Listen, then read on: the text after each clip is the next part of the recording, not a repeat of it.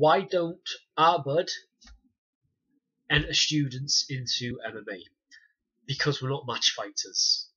So again, there's martial arts, there's match fighting, and there's self-defense. So with a match fight, you are going for a specific set of rules with weight categories and time limits, and the idea is, the objective is to beat the other person. With self-defense, none of that is at all a concern. Our objective is to, if we can, not get into the fight to begin with. If we can be aware that there's a bad guy, we can avoid it completely. So you shouldn't have to spend a decade of your life going through martial arts classes in order to know a couple of things to defend yourself when you're out and about living your life.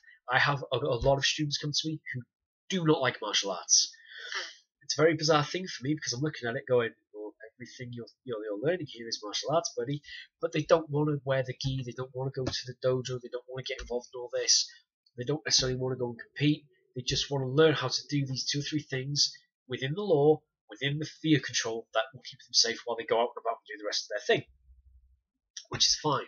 I have other people who've come to me who do MMA.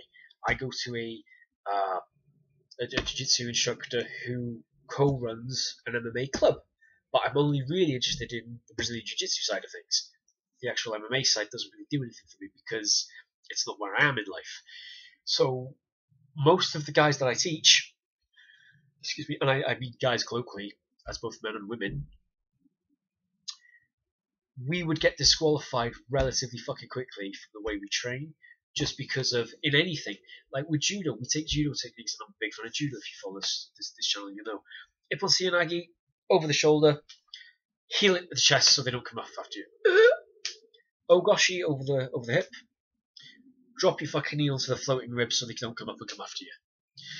Because you drill this so often on heavy bags, it becomes, as soon as I throw you, I'm going for that. So if you then go into a judo competition, it's like, I'm probably going to put my thumb in the fucker's eye at some point. If he gets me in Kazakatami, that's a good way of getting out of it. So we've got to be very careful because, as I've mentioned previously on the show, you fight the way you train. So you need to train specifically for your objective and within the constraints of said objective.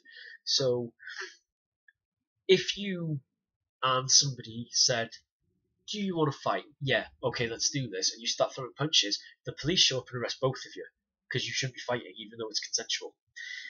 If you go to a professional governing body and enter yourself into a competition, it's perfectly legal to stand across from somebody who's also consenting to be there and start punching the hell out of each other because it's consensual within the legal confines of the sport.